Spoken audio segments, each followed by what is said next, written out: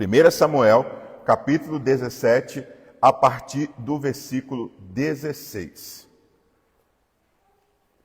Consegui transmitir para a gente... está com o slide aqui. Mas pode botar o texto, Rodrigo, depois dá o ESC ali, que eu acho que volta para o slide. 1 Samuel, capítulo 17, a partir do versículo 16. Diz assim: Durante 40 dias, os filisteus se aproximavam de manhã e de tarde e assumiam a sua posição. Nessa ocasião, Jessé disse a Davi, o seu filho: Pegue um efá de grãos torrados e 10 pães e leve-os depressa aos seus irmãos no acampamento. Estou no versículo 18. Capítulo 17, versículo 18, 1 Samuel. Leve também estes 10 queijos ao comandante da unidade deles. Veja como estão os seus irmãos e traga-me alguma garantia de que estão bem. Eles estão com Saul e com todos os homens de Israel no vale de Elá, lutando contra os filisteus. Levantando de madrugada, Davi deixou o rebanho com outro pastor, pegou a carga e partiu conforme Jessé lhe tinha ordenado. Chegando no acampamento, na hora em que o grito de batalha, o exército estava saindo para posições de combate, no versículo 21. Israel e os filisteus estavam se posicionando em linha de batalha, frente a frente. Davi deixou o que havia trazido com o responsável pelos suprimentos e correu para a linha de batalha para saber como estavam seus irmãos. Enquanto conversava com eles, Golias, o guerreiro filisteu de Gate, avançou desde a linha de batalha e lançou o seu desafio habitual, e Davi ouviu. Quando os israelitas viram o homem, todos fugiram cheios de medo. Os israelitas diziam entre si: Vocês viram aquele homem que subiu? Ele veio desafiar Israel. O rei dará grandes riquezas a quem o vencer. Também lhe dará sua filha em casamento e isentará de impostos em Israel a família do seu pai. Versículo 26. Davi perguntou aos soldados que estavam ao seu lado: O que será feito ao homem que matar esse filisteu e salvar a honra de Israel? Quem é esse filisteu incircunciso para desafiar o exército do Deus vivo? Repetiram a Davi o que havia comentado e lhe disseram: É isso que será feito ao homem que matá-lo. Quando Eliabe, o irmão mais velho, ouviu Davi falando com os soldados, ficou muito irritado com ele e perguntou: Por que você veio até aqui? Com quem deixou poucas ovelhas no deserto? Sei que você é presunçoso e que o seu coração é mau, mas você veio só para ver a batalha. Davi respondeu: O que eu fiz agora? Será que eu não posso nem mesmo conversar? Então ele se virou para o outro e fez a mesma pergunta, e os homens responderam-lhe como antes. As palavras de Davi chegaram aos ouvidos de Saul, que o mandou chamar. Agora preste muita atenção. Davi disse a Saul: Ninguém deve ficar com o coração abatido por causa desse filisteu. O teu servo irá lutar contra ele. Saul respondeu: Você não tem condições de lutar com esse filisteu. Você é apenas um rapaz, e ele é um guerreiro desde a sua juventude. Davi, entretanto, disse a Saul: Eu, o teu servo, apacentava as ovelhas do meu pai. Quando via um leão, um urso e levava a ovelha do rebanho, eu saía atrás dele, o feria e livrava a ovelha da sua boca. Quando ele se levantava contra mim, eu o segurava pela juba e lhe dava golpes até matá-lo. O teu servo pôde matar um leão e o urso. Esse filisteu incircunciso será como um deles, pois desafiou o exército do Deus vivo. Davi concluiu: O Senhor que me livrou das garras do leão e das garras do urso, me livrará das mãos desse filisteu. Diante disso, Saul disse a Davi: Vá, e que o Senhor esteja com você. Agora preste muita atenção no versículo 38. Saul vestiu Davi com a sua própria túnica, colocou nele uma armadura e lhe pôs um capacete de bronze na cabeça. Davi prendeu a espada sobre a túnica e tentou andar, porque não estava acostumado com aquilo. Ele disse a Saul: Não consigo andar com isso, pois não estou acostumado. Então tirou tudo aquilo. Em seguida pegou o seu cajado e escolheu no riacho 5 pedras lisas e colocou na bolsa, isto é, no seu alfajor de pastor. Com sua funda na mão, aproximou-se do filisteu. Vamos orar?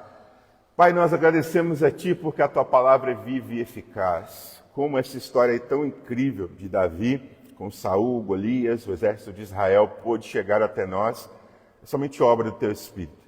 Que eu possa ser usado pelo Senhor nessa manhã e que eu possa falar da parte do Senhor aquilo que lhe aprouver, aquilo que o Senhor deseja falar aos nossos corações nessa manhã. Pai, abra o nosso entendimento e que possamos, como famílias, como povo do Senhor, aprendermos a batalhar, a batalha que Efésios 6 nos chama. Em nome de Jesus, amém. Meus queridos, nós estamos diante de um texto muito conhecido porque Davi e Golias é uma das histórias mais conhecidas da Bíblia. Crianças, adultos, senhores são chamados de Davi. Davi é um nome que dá-se a filhos, dá-se a situações, tem filme, tem série. A história de Davi é uma história muito famosa. Mas muita gente olha para as novelas e também algumas séries, alguns filmes, e ficam impressionados com o que Davi fez. O mais importante dessa história é nós entendermos que há uma batalha para os cristãos acontecendo. Então, meus queridos, se há uma batalha acontecendo para os cristãos, para nós, é preciso saber como que nós vamos enfrentar essa batalha.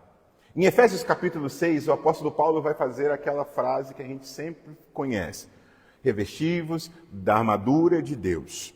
Aí ele conta sobre a batalha espiritual. Eu estou estudando sobre demonologia, né, e eu estou percebendo que muitas vezes as pessoas têm medo de falar de batalha espiritual porque tem medo do capeta, tem medo de Satanás. Mas nós precisamos ter a noção de que há uma batalha real. E se nós não soubermos vestir a armadura correta para essa batalha, nós vamos sucumbir na derrota. Por isso, nessa manhã, eu quero encerrar esse mês da família. Diante de tantas boas mensagens que nós ouvimos, a minha pergunta para a igreja é: você entendeu que há uma batalha acontecendo? Foi claro para você que há uma batalha para destruir a família? Foi claro para você que é preciso que você se imuna de instrumentalidades para vencer essa batalha? Foi claro para você que Satanás quer destruir o seu casamento? Foi claro para você que Satanás quer destruir a vida dos seus filhos? Foi claro para você que Satanás quer que você fique amargurado, rancoroso e que haja desavenças e confusões em família? Ficou claro para você? Se não ficou, meu irmão, você está na batalha com a armadura errada. Essa história de Davi é uma história tão interessante porque Davi aqui, a gente viu o texto, por isso que eu fui um pouco extensivo, para que nós conseguíssemos entender o contexto. Aqui Israel ainda não era um reino. Israel aqui estava acontecendo a emancipação do reino de Israel. Eles estavam batalhando contra os filisteus, talvez um dos maiores inimigos de Israel desse tempo. Davi é levantado por Deus, Davi é conduzido por Deus. Jessé envia Davi para ver como é que seus irmãos estavam. Não sei se você sabe, mas Davi era o menor de seus irmãos. E aí o Davi chega naquela batalha e acontece algo extraordinário. Ele já chega e presencia o exército de Israel sendo humilhado. O povo que estava batalhando, eles estavam sendo humilhados pelo inimigo. Quantas famílias estão sendo humilhadas por Satanás por não saber lutar a batalha? Quantas situações acontecem dentro do seu casamento que é uma humilhação, de tanto que Satanás tem usado a sua vida e a vida da sua esposa para arrumar confusão? Quantas vezes Satanás tem usado a vida de avós para proferirem palavras na hora de estresse para com os netos, palavras que não vêm do Senhor? Quantas vezes Satanás tem vencido essas batalhas, influenciando as nossas vidas? É perceptível? Porque muitas vezes a gente olha para essa situação e fala: Senhor, eu sei que é uma batalha, mas eu não sei como que eu vou lutar contra essa batalha. Mas hoje eu não quero falar sobre muitos assuntos, não. Eu quero falar sobre um assunto que tem destruído muitas famílias: a comparação. A comparação, ela é uma batalha que acontece dentro da família e ela não é combatida com espadas, ela acontece no campo da alma. Ela acontece no campo do nosso entendimento, nos pensamentos mais íntimos do coração, acontece a comparação.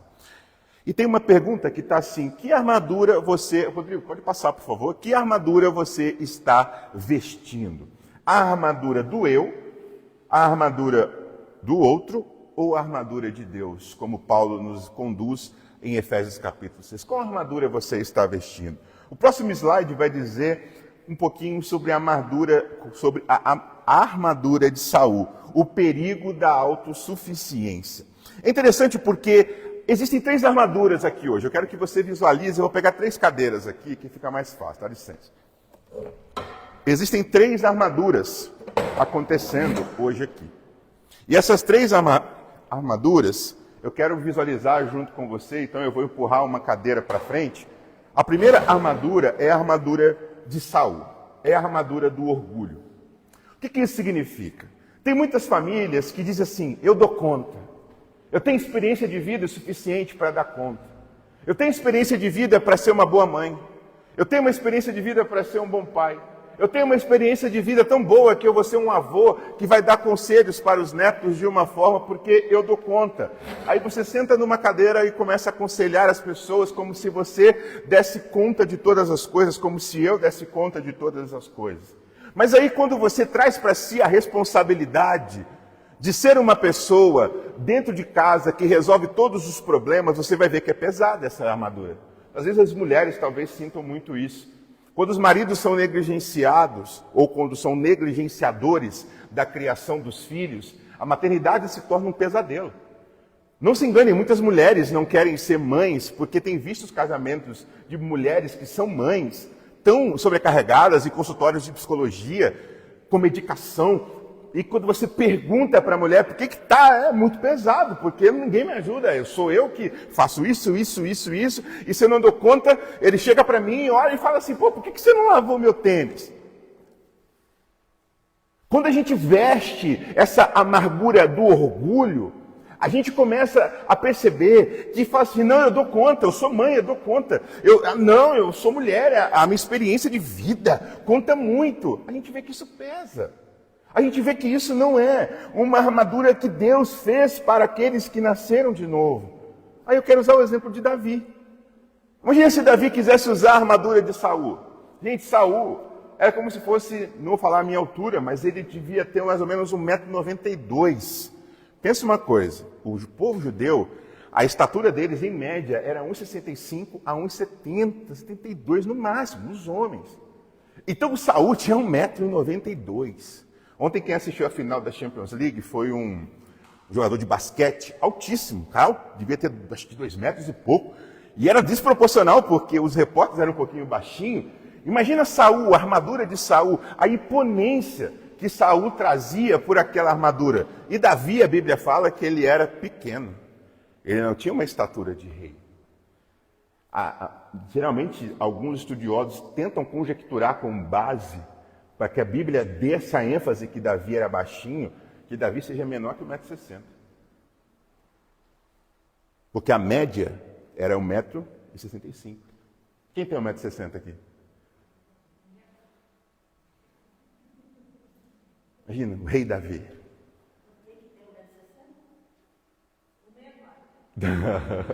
Imagina, ninguém vai ficar de pé, fica tranquilo, por favor, né?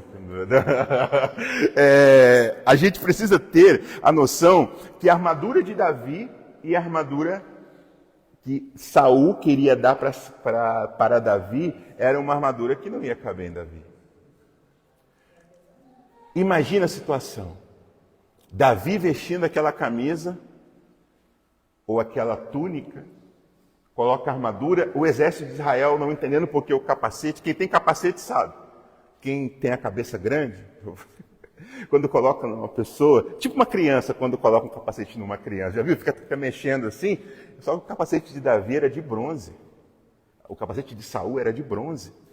Imagina o peso, e Davi, tadinho, tentou andar, né? Ele tentou ainda agradar o rei. O que isso significa para nós? Há uma batalha acontecendo, e às vezes nós estamos nos vestindo de armaduras erradas para essa batalha. E fica bizarro. E você é humilhado. Eu sou humilhado. Porque lutar contra Satanás é uma luta espiritual. Por isso, a minha pergunta diante dessa cadeira de Saul é: eu tenho lidado muito com pessoas orgulhosas. Talvez Deus queira me tratar. Eu sempre falo que quando Deus coloca pessoas orgulhosas do meu lado, é porque Ele quer tratar alguma coisa no meu orgulho. Porque eu falo, eu estou vendo o defeito demais daquelas pessoas. Então quer dizer que talvez Deus queira me mostrar. Uma pessoa orgulhosa, ela se julga ter experiências demais. Você conhece alguém assim em casa? No seu casamento é assim? Eu tenho experiências com isso. Eu tenho experiência de vida. Não, deixa comigo. Eu sou quem determina isso. Você é um avô assim? Você é uma avó assim? Eu tenho experiência de vida. Eu tenho experiência de fazer as coisas. Gente, quando a gente tenta vestir uma armadura que não é para nós, nós somos imobilizados e ficamos cegos diante da batalha. Porque quando o capacete coloca na criança, ela tem noção do visor. Você já viu criança que fica assim com o capacete e não está conseguindo enxergar nada porque não cabe nos olhos dela aqui o visor? O capacete de Saul na cabeça de Davi era a mesma coisa. Ele estava imobilizado por causa do peso da armadura, ele estava cego porque o capacete não vestiu bem nele. Imagina se Davi fosse para a batalha com essa armadura. Muita gente aqui nessa noite pode falar, nessa manhã, pode pensar, pastor, eu estou pronto para essa batalha. Será que você está pronto? Será que você está vestindo a armadura correta? É a pergunta que nós temos para hoje. Talvez você seja essa pessoa nessa manhã que diz assim, eu dou conta, eu consigo, mas você está ficando cansado de ser pai, de ser mãe, de ser filho, de ser avô, de ser membro da família que dá conta de tudo. E o Senhor está te chamando hoje a ouvir a voz dele, a entender que essa armadura de Saul não é a que Deus deseja para você nessa manhã. O segundo ponto, ou o 02 aí, Rodrigo, por favor, é a armadura alheia. E o que significa? Existem famílias que são famílias que vestem a armadura de Saul. Agora eu vou falar um pouquinho, só para a gente fazer a transição para o Davi. A armadura de Saul é quando a gente olha assim, a esposa, vou passar pelo marido. O marido olha e diz assim, poxa, eu queria ter filhos, eu queria ter aquele tipo de esposa, olha como é que aquela mulher é, olha como é que ela trata aqueles filhos, olha como é que ela é independente, olha como é que ela dá conta. Aí a esposa vira, olha só como é que aquele homem vai, como é que aquele homem discipula os filhos, como é que aquele homem cuida da família, como é que sabe aquela comparação que fica às vezes na família, entre o casal? Sabe quando fica essa comparação dentro do casal? E aí começa essa questão de dizer assim, não amor, mas a nossa família é uma família, olha nossos filhos, olha como é a nossa casa, olha como nossos filhos ficam na igreja, olha como é que são as notas dos nossos filhos. Sabe quando essa armadura na família é um lugar de orgulho? Sabe quando, eu vou rasgar o verbo mesmo. Quando você acha que a sua família é melhor do que a família de muita gente da igreja, ou que você conhece, cuidado com isso. Não, é muito melhor que fulano de tal. Nós somos muito melhores que tal família. Tem família pior, tá? Essa armadura do orgulho é um perigo. Porque ela é uma armadura que Deus está dizendo claramente que é a armadura do orgulho. Eu me orgulho de ser uma pessoa assim, de ter uma família assim. Cuidado. Porque por trás de uma armadura orgulhosa de Saul, tinha um rei corrupto, tinha um rei mentiroso, tinha um rei falso, aparentemente perfeito, ilibada, até que Deus mostrou para toda Israel que Saul era um rei que não temia a Deus. Por fora, brilhando a armadura, por dentro, destruído. Tem muitas famílias que são assim. Talvez você esteja assim nessa noite, nessa manhã. Bem arrumada, bem arrumado, filhos bem arrumados, filhos bem obedientes, mas ninguém serve a Deus de verdade. Mas o orgulho, essa cadeira a gente está sentado. Porque aqui em casa é melhor que a outra casa ali. Nós temos a segunda cadeira, a cadeira perigosa da armadura. A armadura alheia. A gente muitas vezes vê que tem pessoas que têm inveja e amargura dentro de si. O próximo slide vai dizer assim, vidas perfeitas, redes sociais, começa aquela comparação de uma pessoa que olha para a vida alheia e fica paralisada como o exército de Israel amargurado. O que isso significa? Essa cadeira da amargura é a cadeira da comparação quando a gente começa a ver aqueles influencers. Já viu aquelas mães que têm 8 filhos, que moram numa roça, que tem piscina, e na vida, e fala, tenha filhos. Nossa, seja fofa. A mulher bem com o cabelo arrumado, não sei de onde que tira aquilo. Mulher com o cabelo arrumado, marido todo fitness, tenha filhos. Aí o TikTok, 30 segundos para você ver como é lindo cuidar de 6 crianças. Olha só como eu sou uma mãe perfeita. Gente, eu vou publicar aqui o dia a dia do meu RN, que agora está aparecendo muitos para mim. As mulheres arrumadas, vão fazer uma chapinha, tal. E as mulheres começam a olhar para aquela mulher e falar assim, nossa, ela dá conta, nossa, como é que é? E aí começa a falar, poxa, por que eu estou toda acabada aqui? O tamanho da minha olheira, olha aquela mulher. Olha o corpo daquela mulher, olha a roupa, olha a casa daquela mulher, olha a estrutura daquela mulher. Aí fica amargurado. E os homens? Aqui é ridículo isso. Homens que ficam seguindo algoritmos. Homens que não têm a capacidade nenhuma de abrir a palavra em casa. Homens que ficam aqui, olha só que legal esse vídeo. Eu gosto de assistir vídeo, eu mando vídeo para algumas pessoas, a gente dá risada, mas nem tudo é esse no meu dia. Nem tudo eu aprendo em rede social. Sabe alguns maridos que ficam amargurados porque, amor, olha só, eu queria ser esse marido que desse conta de tudo em casa. Aí os maridos começam a querer vestir a armadura dos homens do Instagram. O cara viajando pelo mundo. O homem despreocupado, pescando lá no Pantanal. Aí você começa a falar, pô, velho, estou aqui, trânsito de Maringá, 5 horas da tarde, o sol quente. O que eu estou fazendo de errado? Já sentiu isso daí? O que eu estou fazendo de errado?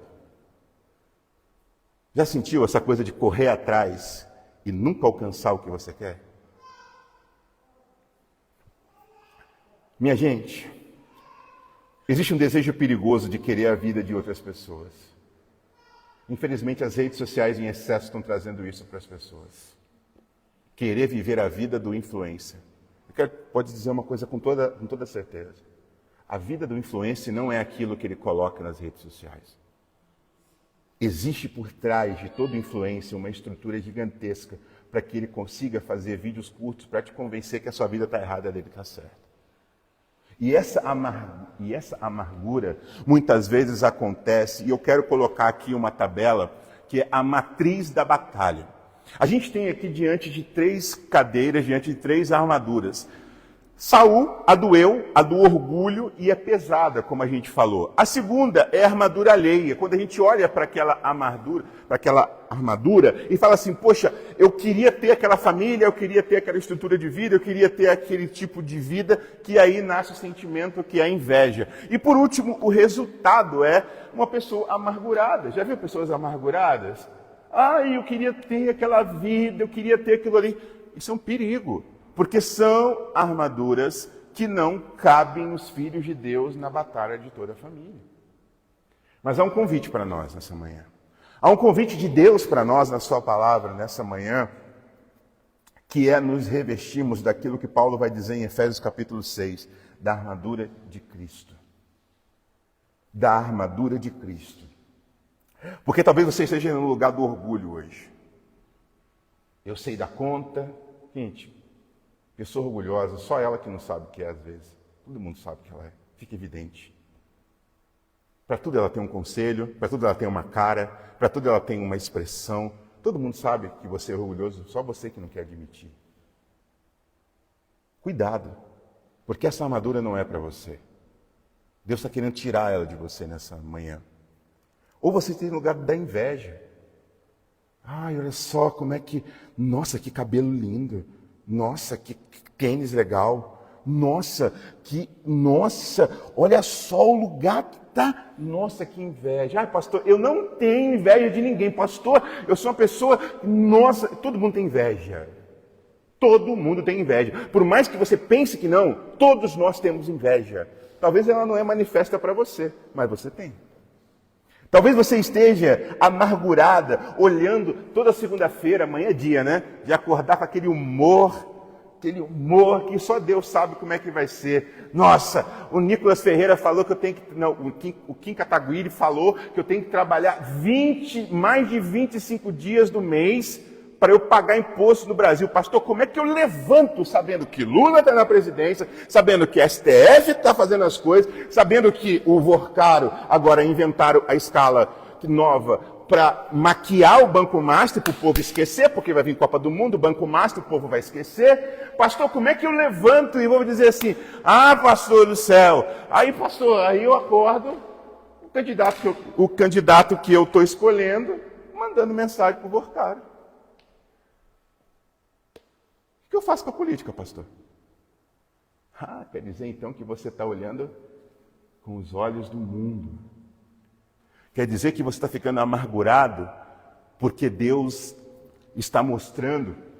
A Igreja do Brasil, eu quero dizer isso aqui, só uma exceção. A Igreja do Brasil tem orado por justiça nesse país, não tem? Eu vi profecias no Descende, um evento de jovens, que uma profetisa veio para o Brasil, eu não confio muito nessas coisas, e ela falou, Brasil, se prepara porque Deus vai manifestar todos os corruptos dessa nação.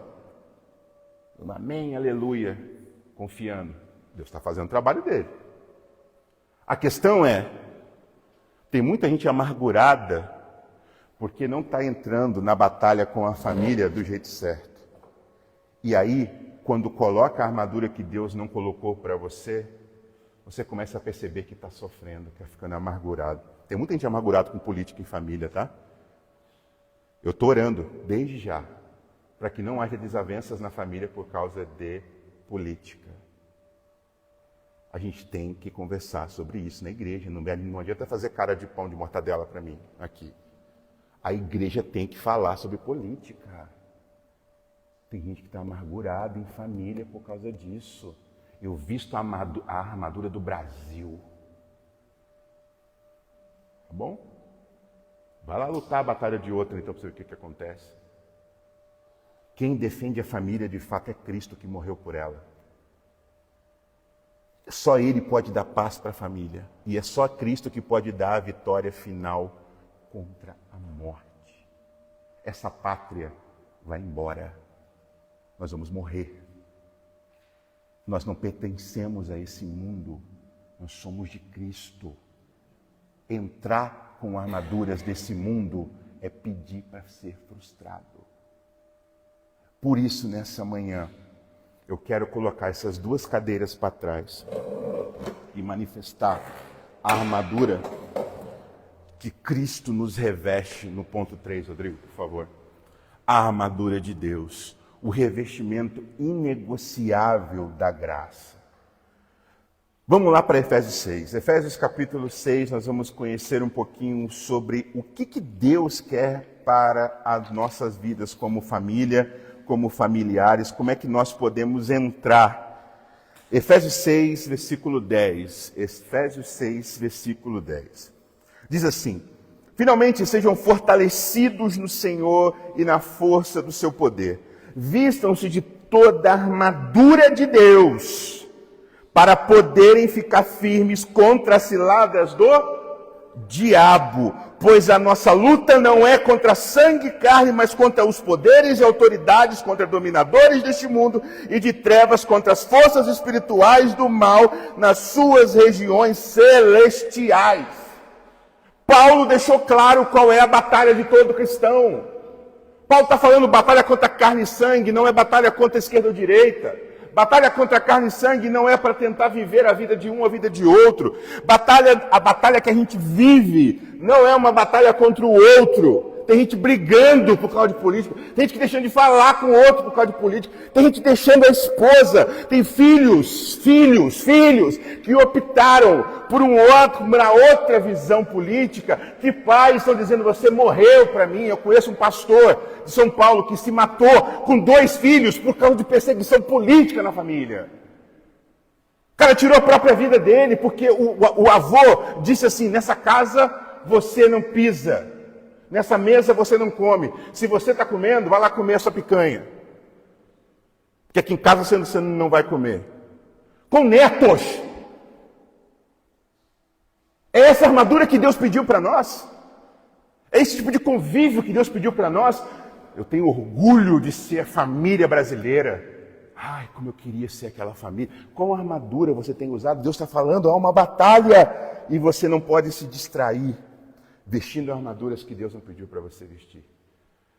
O que Deus quer de nós hoje é que nós nos revistemos de toda a armadura de Deus. E o que é a armadura de Deus? Próximo slide, Rodrigo, por favor. Diz assim, nós temos aqui um mapinha para a gente entender que a armadura de Deus é uma armadura que ela não vem de nós, não somos nós que forjamos essa armadura com nossas próprias mãos. Ela é uma provisão divina para nós. É Cristo que proporciona para nós essa armadura. Tem muita gente que fala assim, eu construí a minha vida espiritual. Para com isso. Quem te entregou a armadura espiritual foi Cristo. Nós não temos essa armadura por mérito. Essa defesa contra as trevas não é por mérito. É pela graça. Se nós somos revestidos contra Satanás, é pela graça. É pela graça. Essa capacitação que o Espírito Santo nos dá é pela graça. Talvez você hoje não conheça essa palavra, pode passar para o próximo, Rodrigo, mas a panoplia, em Efésios 6, diz que verdade mais justiça, mais paz, mais fé, mais salvação, mais a palavra significa Cristo em nós. Talvez você esteja buscando verdade em um mundo que não é verdadeiro. Talvez você esteja buscando a verdade da sua vida em filosofias de Instagram, de TikTok, disso aqui. A verdade não está lá. A verdadeira fonte da verdade não está lá. Talvez você esteja buscando por justiça nesse país. Justiça em família. O que mede a sua justiça? A sua armadura do orgulho? O seu coração amargurado? Ou a armadura de Cristo? A justiça é um fruto do Espírito. Faz parte. Por isso, paz. Quem tem buscado paz nessa manhã? Quanto tempo que você não dorme em paz? Quanto tempo que você não deita a cabeça no seu travesseiro em paz? Há quanto tempo você não tem paz? Sabe o que é paz? Não é ausência de conflitos. Paz tem a ver com o estado de espírito que Cristo proporciona a nós de saber que mesmo quando as coisas não estão indo do jeito que a gente gostaria, Ele está cuidando de todas as coisas. Amém? Aleluia! Há quanto tempo nós não temos paz no nosso coração? A sua paz depende do Flamengo? A sua paz depende do Coxa? Do Atlético? A sua paz depende da sua conta bancária? Se for a minha, se for por esse caminho. A sua paz depende quando você está com saúde? A sua paz depende quando seus filhos estão te obedecendo? Ou a paz no seu coração quando o seu marido não é o marido que você esperava que ele fosse? Ou quando a sua esposa não é a esposa que você esperava? Ou quando seus filhos nascem com uma divergência neurológica que você fala, o que eu vou fazer na minha vida agora? Ou quando você tem um problema na criação dos filhos, cadê a sua paz? Jesus nunca prometeu para nós que seria fácil, Ele prometeu? Ele falou, no mundo vocês não terão aflições, mas não precisa ter coragem não, porque eu já venci o mundo. Ele falou isso?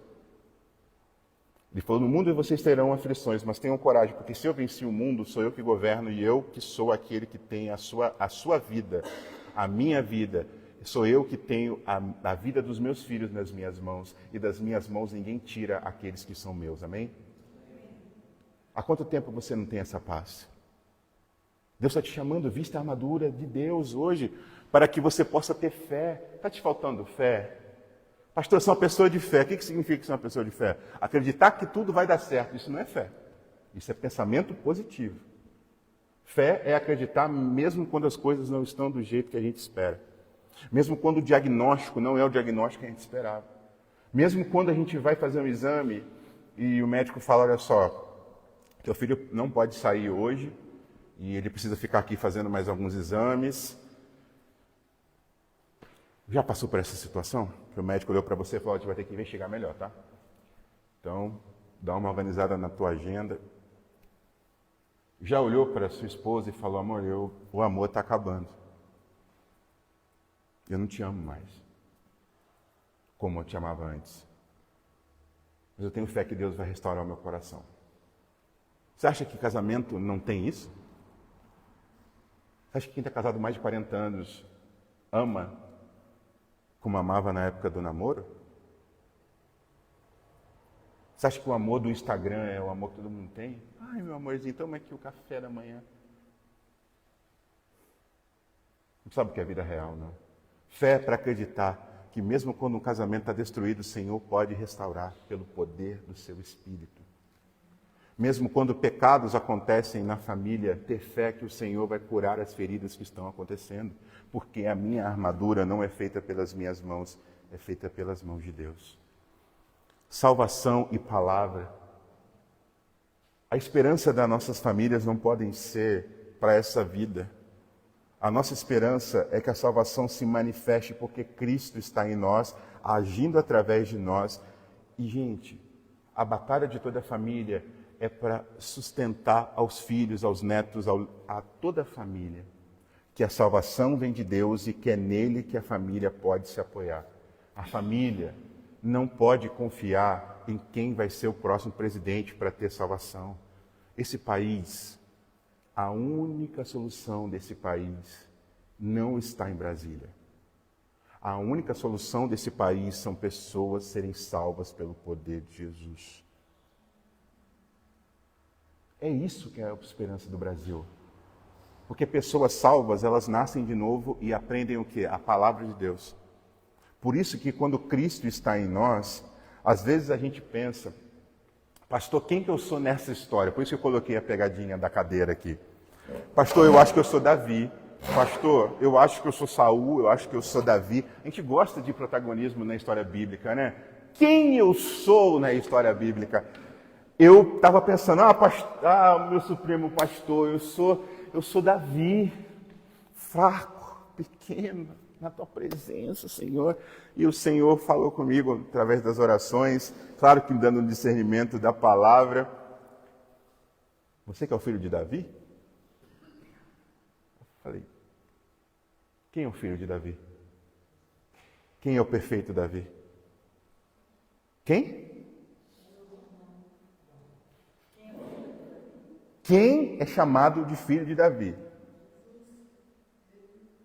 Quem é o Davi esperado? Na figura de que aquele que viria e seria o Rei Supremo. O Senhor diz ao meu Senhor. Jesus. Então a gente corta Davi aqui. Ó. Ninguém aqui é Davi. Pastor, eu sou Saul. Sou orgulhoso, sou forte, sou uma pessoa muito orgulhosa. Então quer dizer que você é rei de Israel nessa história aqui, no momento. Que bonito, né? Nossa. Pastor, eu tenho as minhas experiências de vida, eu me vi em Saul. Eu também. Em alguns momentos dessa história, mas não. Porque o coração de Saul foi irremediável. Hoje nosso coração não tem jeito, então ninguém aqui é Saul nessa manhã. Enquanto houver ação do Espírito Santo, ninguém é Saul. Quem sou eu nessa história então, pastor? Um mosquito? Não, você não é um mosquito. Eu quero te convidar hoje a ser o povo de Israel. Paralisados, com medo da batalha, achando que Satanás é um Golias, achando que Satanás é um poderoso ser que vai destruir todo mundo, com arma, com escudo, com tudo necessário. Israel sabia que Deus havia libertado do povo egípcio, amém? O povo sabia, a história era contada. Israel sabia que mesmo no deserto o Senhor sustentou, né? O povo sabia. No período dos juízes, quando os filisteus vieram dominar, Deus levantou juízes para quê? Para libertar o povo. Israel sabia. Quem que era o profeta? Samuel. Então Deus estava falando com o seu povo. Mas o povo não estava se revestindo da palavra de Deus. O povo não estava confiando que Deus estava falando e estava diante de uma opressão do inimigo, estava mediante a uma batalha que estava sendo perdida, com arma, escudo, com o poder de Deus, mas eles não estavam se apropriando da palavra. Eles não estavam se revestindo daquilo que Deus estava revestindo para eles. Começar porque eles pediram um rei e Deus falou o quê?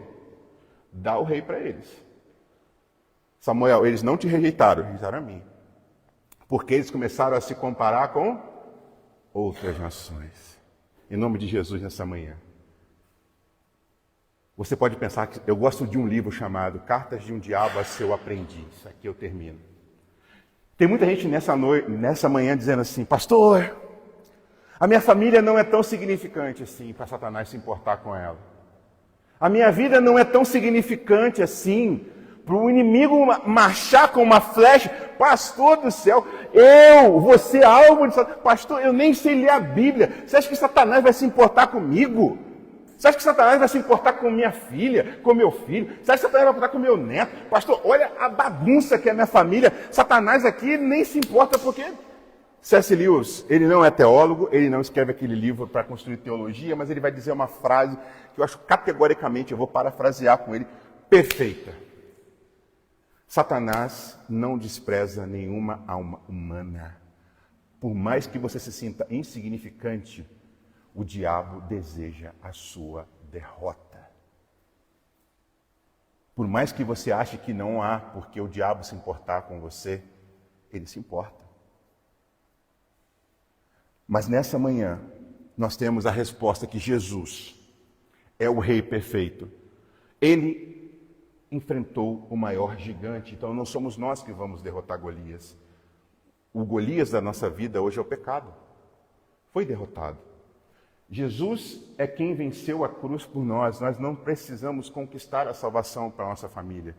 É Cristo que vai derrubar o gigante da sua casa. É Cristo que vai trazer salvação para todos da sua família, se assim for a vontade dele. Porque a nossa vitória já está garantida. Enquanto o povo de Israel estava com medo, Deus estava provendo o quê? O pequeno Davi. Conquistando e derrubou Golias. História extraordinária.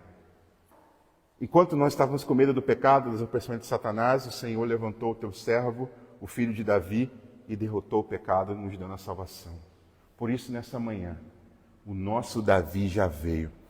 Próximo, Rodrigo. Largue o peso do orgulho, da inveja, do medo.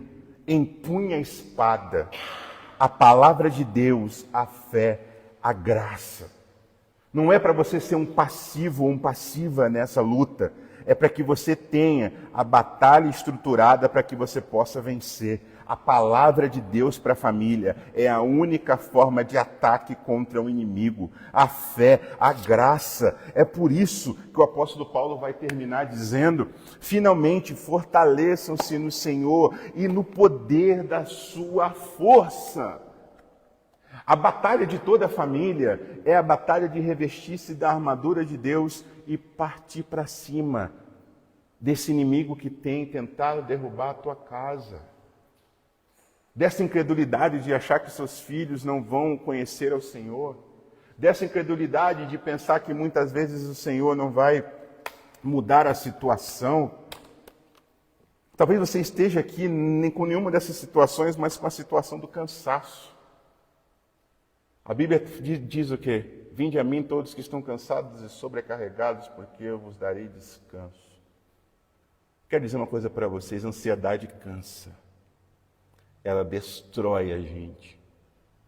Estômago, olheira, quase a massa sensitiva aqui, né? Do lombar, essas coisas todas que a gente sente por causa da ansiedade, é porque a gente não está colocando o nosso coração no lugar certo. Porque quando nós nos revestimos da armadura de Deus, não quer dizer que tudo vai ser perfeito, que eu vou romper em fé. Tem a ver com eu estar com a armadura que Deus me preparou para que eu não caia, para que eu não vacile, para que eu não me perca, para que eu não perca os meus. Em nome de Jesus, o Senhor está dizendo para todos nós nessa manhã: revistam-se, fortaleçam-se no Senhor e no poder da sua força. A batalha de toda a família significa revestir-se do poder de Deus e fortalecer-se nele. Rompa com orgulho, rompa com a amargura e vista-se da armadura de Deus, para que você possa lutar as batalhas que Deus tem apresentado. Eu quero convidar você nessa manhã, que entendeu que é para você essa mensagem e gostaria de orar, dizendo: Senhor, eu vou tomar uma decisão, eu vou romper com algumas estruturas erradas na minha casa e vou trazer a palavra para minha família. Eu quero dar só 3 lições rápidas para pai, mãe e avós aqui, que são os públicos que estão aqui, e também marido e mulher. Vou botar 4 então. Primeiro, pais e mães. Pais, aprendam a palavra de Deus para vocês ensinarem para os seus filhos. Porque se você não ensinar a palavra, quando tiver com 16 anos, 70% da sua vida cuidando do seu filho já foi. 18 anos ele vai para a faculdade, 30 ele vai casar, 25, as coisas vão acontecer. 70%, o pastor Marcos Botelho falou, uma criança de 13 anos, 14 anos de idade, 70% do tempo com seu filho já foi. Segundo, se você é marido e mulher, marido, ora com a tua mulher em casa, esposa, ora com o teu marido em casa, faça devocionais juntos. Terceiro, se você é avô, traga seus netos. Se os seus filhos estão, ensine a Bíblia para os seus netos. Tenha essa responsabilidade. E por último, se você está com conflitos familiares dentro de casa, procure ajuda. Porque talvez você não esteja se revestindo da armadura correta. E Deus tem nessa manhã o convite para você. Se você quer tomar uma decisão enquanto essa palavra que foi desafiada hoje, convido você a ficar de pé para que a gente possa orar. Se você quer tomar uma decisão e dizer: Senhor, eu me decidi em algumas questões aqui e vou ter uma decisão, eu quero orar por você. Senhor Deus, nós clamamos a Ti nessa manhã porque sabemos que a Tua palavra é viva e eficaz. Nós agradecemos a tudo que o Senhor tem feito por nós, nas nossas vidas, e que todos os irmãos e irmãs que estão aqui de pé, que entenderam que a armadura correta é a armadura que vem do Senhor, a armadura que nós vamos nos revestir, que a Tua palavra seja a nossa defesa e ataque, que nós sejamos famílias que avancem, porque a vitória é nossa pelo nome do Senhor. E se a vitória é nossa, Pai, que nós venhamos a nos apropriar dessa armadura que o Senhor nos deu pela graça. Que pais, mães, que casais, que avós, que pessoas que estão aqui nessa manhã possam ser despertadas a conhecerem mais da Tua palavra para combater as estratégias de Satanás e ter a vitória pelo sangue de Cristo. Porque, Pai, nós sabemos que a Tua palavra é viva e eficaz, que a Tua palavra é uma espada e que ela pode sim trazer transformações e derrubar as ações de Satanás sobre as nossas casas. Porque ele já é derrotado, porque ele já é um inimigo que perdeu a batalha, mas ele sabe que pode usar estratagemas, estratégias para destruir a paz dos filhos de Deus. Nos proteja dessa batalha e que possamos nos revestir dessa armadura que vem do Senhor e combater o bom combate, guardar a fé e saber em paz que o que nos aguarda é a coroa da justiça. Fizemos todo o necessário, cumprimos pela graça aquilo que o Senhor teve para nós. Pai, que nós venhamos a ter paz nessa manhã, de saber que somos protegidos pelo Senhor, guardados pelo Senhor e que Satanás não tem domínio sobre as nossas famílias, porque nada pode combater o Teu poder. Proteja a nossa igreja, as famílias que estão aqui, as nossas vidas e que sejamos famílias fortes, em nome de Jesus, para a honra e glória do Teu nome. Amém.